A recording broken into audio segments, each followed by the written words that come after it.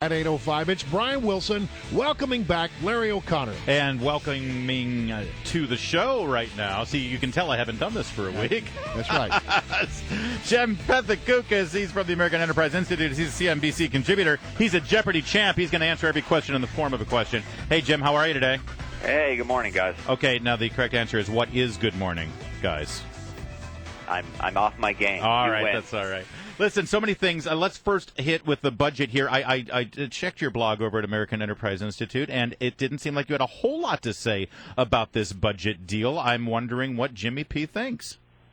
I didn't have a problem with it. I mean, either way, it doesn't change sort of the long-term trajectory of either the sequester or of our long-term debt picture. So to me, if it avoids another government shutdown, then fine.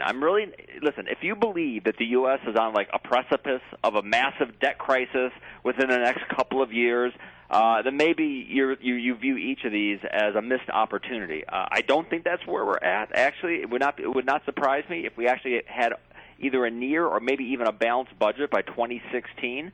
We still have that midterm to longer-term debt problem. So, again, I don't feel that that situation is in a crisis. So I think if we can avoid a shutdown, so much the better. Well, I mean, and talk about the politics of it, because a lot of people are looking, conservatives right now, Republicans, looking much better in the polls.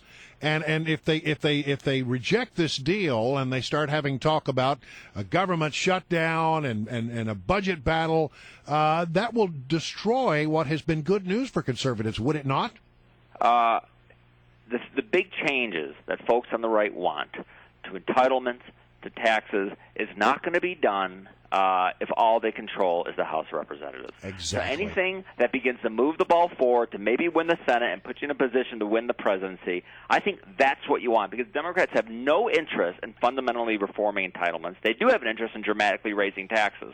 So if that's what you want, if you actually want those kinds of changes, then to have these fights over really very small amounts of domestic spending, which, by the way, is dropping dramatically on the discretionary side, I don't think it's worth it. All right, there is Rhino, fake conservative Jim Pethokoukis. Because I espouse that, and I got called a squishy rhino.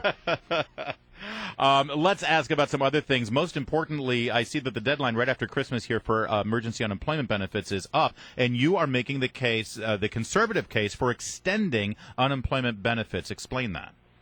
Well, what have we been saying? That this is a terrible recovery. It's the worst recovery ever in all of American history. All right, fine. Well, we know we do have this safety net. We have unemployment benefits for people during these downturns, and the job market just has not recovered. It's still awfully difficult to find a job.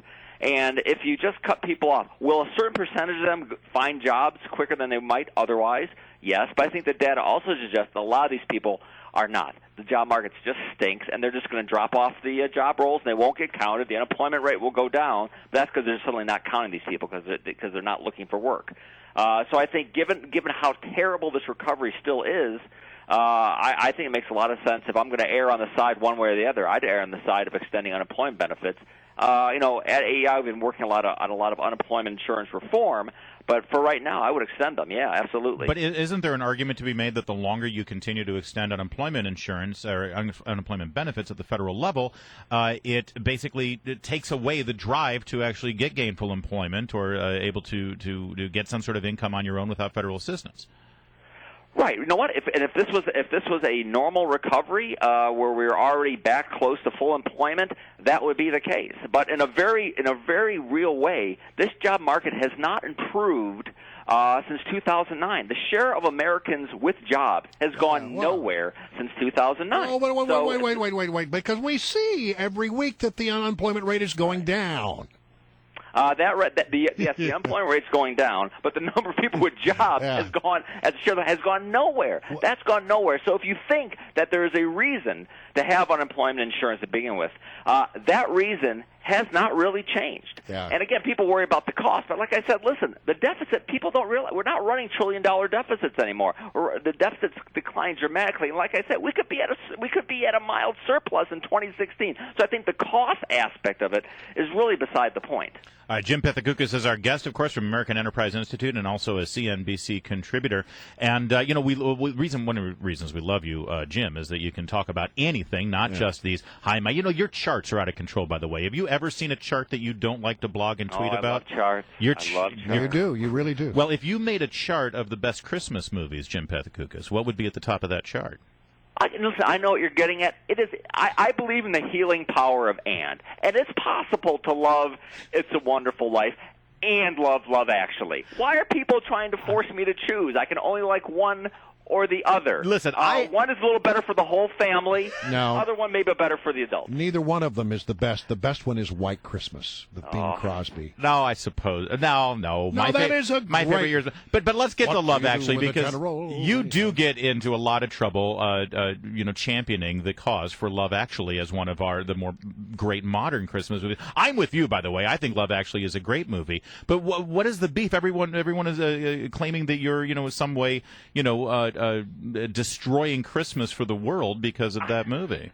I don't listen. I saw that movie with my wife in London when it premiered. I loved it then. I know this, and the language is a little rough, and there's some of the sort of the storylines. Again, I wouldn't want my kids to see. For those of you who have seen The Hobbit, if you go get Love Actually on Netflix, you can see Bilbo Baggins without any clothes on. So there's that.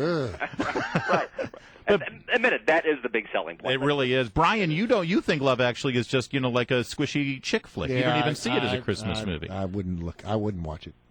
You wouldn't even watch it? I weep at that movie. I think I recall seeing it once, but I don't remember movies after I see it. Jimmy P., we are of like mind here. I'm with you. When Colin Farrell runs into the restaurant and speaks broken Portuguese to the waitress and professes his love, it's one of the most heart-wrenching moments. I promise I wasn't going to do this. I promise myself. All right, Jimmy. You have a great Christmas. Thanks for joining. Bye.